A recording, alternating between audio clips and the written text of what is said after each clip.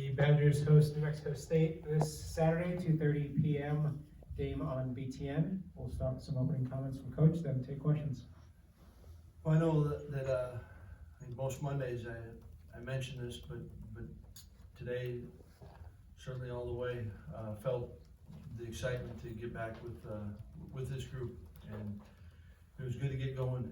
And obviously, you know, we've got an opportunity to improve, right, and learn from lessons of really the first two games, and for those that have played longer, you know, how do you apply all the lessons you've learned and put it into making this the best week, you know, and talk all the time and hit again on it that, you know, the week of preparation is so important, because it, you know, just to give you a chance to have a chance in the game, and then game day you go out and you get to play the game.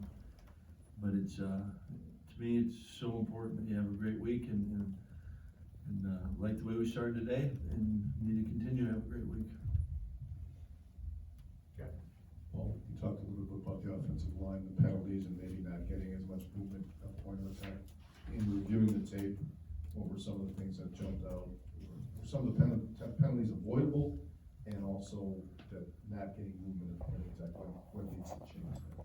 Yeah, I think that when you look at it, you always start with, you know, do they know what they're doing, and they going all out? And you know, we had a couple early that we had some mistakes of not doing something that they've done a ton, right? So you gotta that's not giving yourself a chance on it. And then you know, one thing I know about this group is they will do everything they can. You know what I mean? They're putting it out there, and you know, some of the penalties, you know, they come up, and you know, some are definitely avoidable. You know, you have a hands to the face. You know, you can't do that, and you've got some where, you know, guys are going, and the game happens fast, right?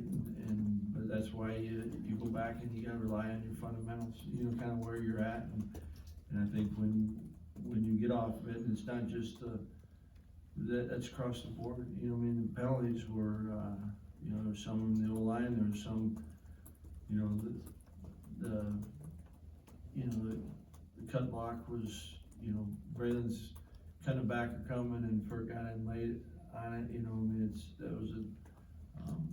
I see if they just saw the end of it, I get what they see. You know, tight ends, you know, across the board, you gotta play clean. You gotta play with great.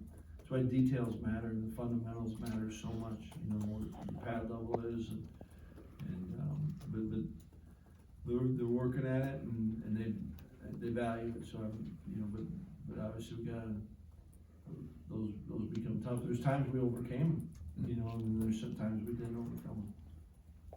Paul, to piggyback off that question a bit, when you went back and evaluated all of the miscues in whole, whether it was penalties or special teams or turnovers, do you feel like a lot of these are fairly correctable, or are you a bit further away than you had hoped to be 2 weeks into the season? No, I think you know, I do believe they're correctable, you know, and I think that, you know, last drive we jump off sides, that's something you gotta correct, right? I'm not saying it won't ever happen again, but you know, that's correctable. And then I think you gotta then continue to look, okay, what's causing those things? Is there, you know, some form of indecision? Is there communication? And on that one there wasn't, but you don't even you can't assume anything, you know. Take the delay coming out of it was the injury timeout. You know, you gotta address that and make sure that everyone has the awareness and the urgency there, and that, you know, you'll always get some, you know, I thought a couple, you know, holding calls, kind of the way we had one where the ball really hit on the backside, and you don't think it's gonna, and you're kind of putting the, that's one of the dangers of that when you hit it back there, you know what I mean, that it goes. And so I think that I do feel turnovers wise absolutely correctable, you know what I mean, you know, how we're carrying it, you know, Clay's on that one, you know, the most dangerous is always gonna be from behind, you know, and then the next one's the second guy in, you know, but having proper fundamentals, and, you know, we had a couple other ones that thought we were swinging the ball, and we had to clean up the ones that we didn't fumble on, you know, and I think Graham's was absolutely, correctable and avoidable, you know, so I think, yeah, I mean, there are things that, you know, I'm not saying we've arrived, but we can, you know, I'm not discouraged that we can't clean that up. Well, as you evaluated the running back, especially Braylon, do you feel like he might need to be a little bit more decisive in where he's running? Because it seems like he's trying to look for the big play, maybe not taking those shorter gains that hopefully keep the offense on schedule. Yeah, I think that, you know, that, I think he's been really focused on trying not to do that. You know, I think there's a couple, you know, we had a couple perimeter runs where, you know, if a guy flashes, then you're coming back and it's not designed to cut back, then it's gonna be tough, you know, and you get chased from behind him. That's part of the reason why you're trying to put it on the outside, you know, so it goes, the beautiful thing about this game is it takes everyone, you know, and so I think there's, you know, each one of us has areas that, you know, we continue to clean up and work on, and yet the beauty of the game is it takes all 11, and when all 11 are on, it can be really pretty, and, you know, when that doesn't happen, then make it a little bit harder. Steve? Just wondering, there aren't a lot of position coaches around the country who make that switch from offense to defense or vice versa, the way Bob Bostad has. I'm just wondering, how much of an advantage do you think that kind of versatility is for an assistant coach, and why do you think there aren't more guys who kind of make that move? I know there's some unique circumstances around his switch, but Right. just in general. I don't know that I can speak on the whole, you know, I know I can speak specifically on Bob, and I think we've got a number of coaches that fit that, and something that I truly value is that I believe a good coach is just that, a good coach, and whatever the position is, and you know, obviously it helps when you've got a background, you know, I mean, but I think good coaches, they know how to teach, and they have a style of teaching, and they know how to drill whatever it is that they deem most important for the position, you know, what are the fundamentals of playing that position, and I think that's what I think Bob does extremely well. You know, like I said, we got a number of coaches on this staff that you can put them into any room, and there's the way they see the game and approach it, and okay, what does that player need to be able to do to be successful at it, and then how do you drill that, and how do you get them to understand? I think that's one thing he does well, and then he's relentless on the fundamentals. Jake? Paul, we saw Keontae come up with a couple big catches last week.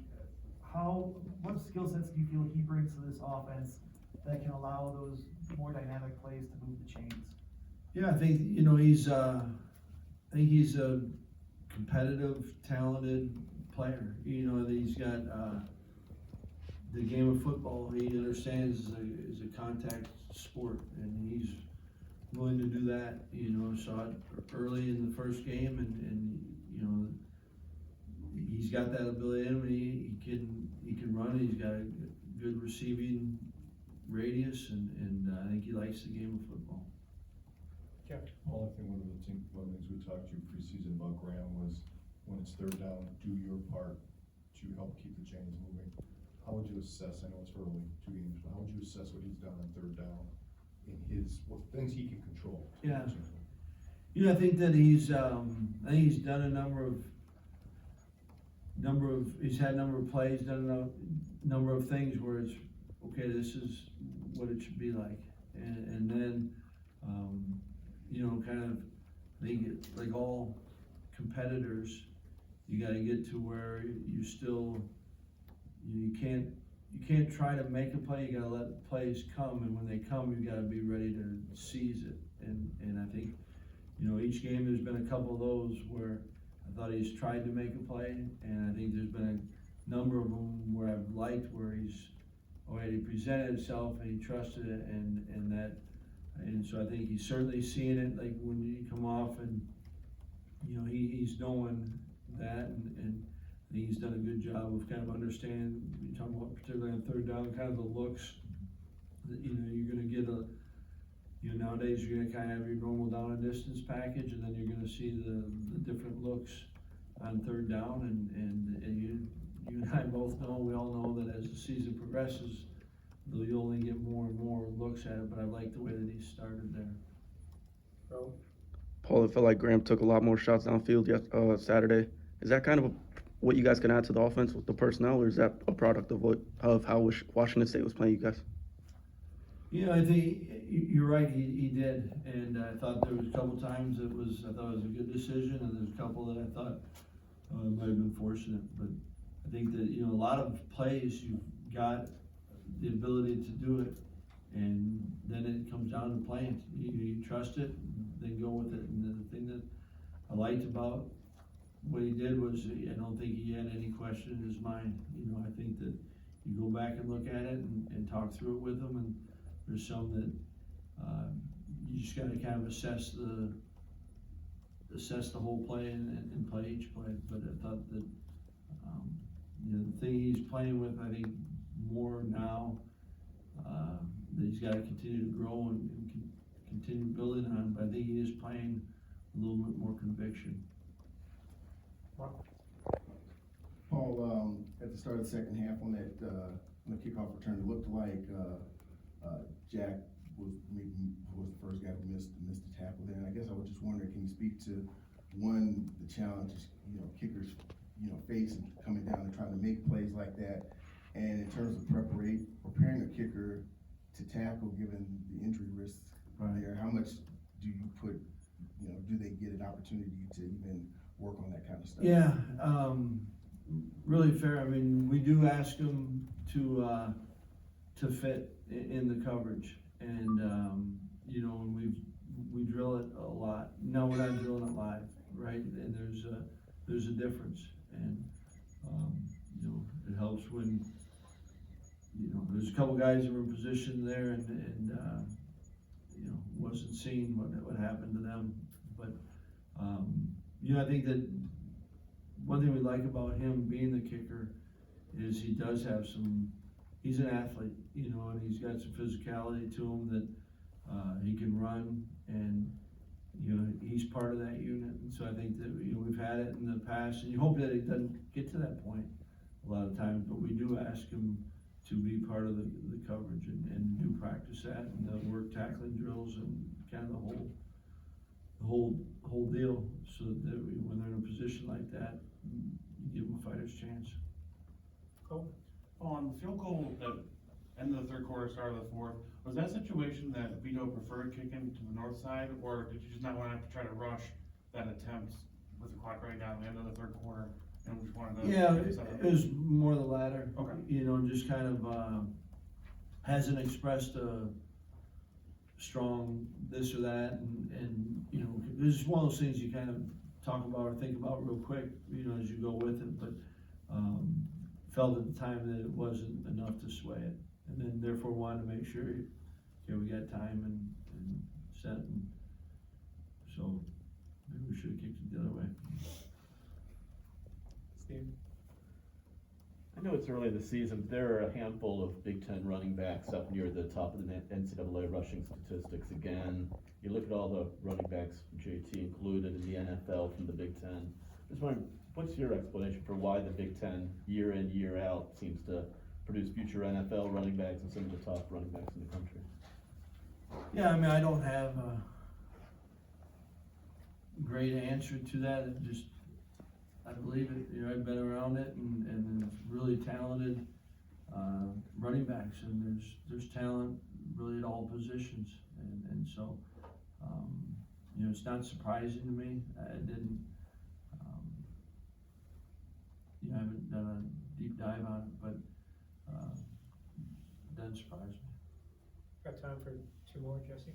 When you have a kicker who misses a couple tries like that, especially maybe early in his time doing that at the college level, how much do you spend maybe talking to him about that to make sure his head's in a good space, and how much do you feel like you have to evaluate, you know, whether Nate could potentially fill that role? What's the balance in striking that with somebody? Yeah, I mean, I think that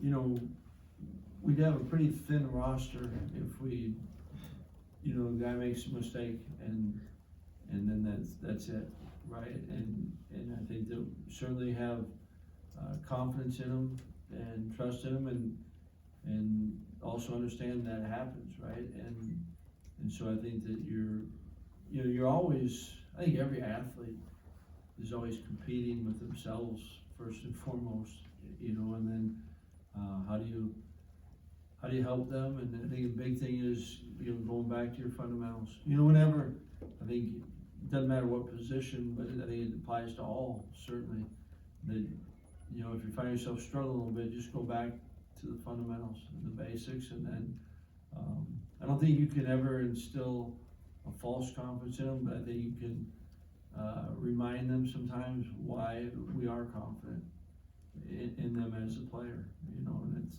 again, that goes across the board. Paul, you mentioned the fourth down play on Saturday. Just curious, when looking back at the film, what you thought about the process of going for it and the play selection and just kind of execution of the play, and then how much do you keep that sequence in mind when making fourth down decisions later in the season? Yeah, I mean, it certainly, you know, I think the result and therefore the play you ran, then, you know, you don't like it, right? I mean, but I do want to, and I feel that I think it's good to put the game in players' hands as well, right? And you try to have the balance, you know, I think it's important. I do have confidence in our defense, and I also have confidence in our offense, and there are times when, you know what, they've got to win games, you've got to take advantage and make those opportunities work for you.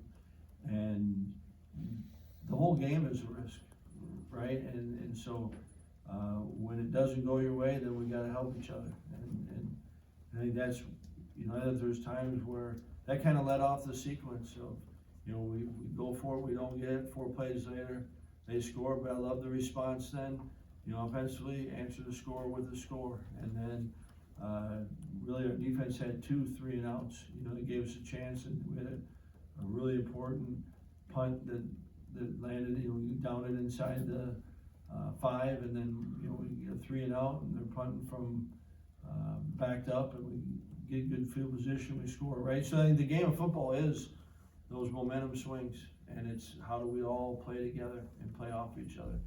But, you know, specifically, you know, it's, yeah, I mean, if you knew the result, you would never do it again.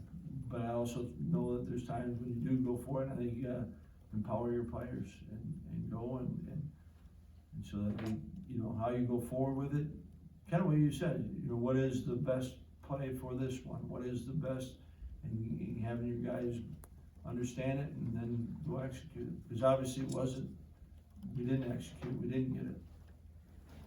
Thanks, Coach. All right, thanks.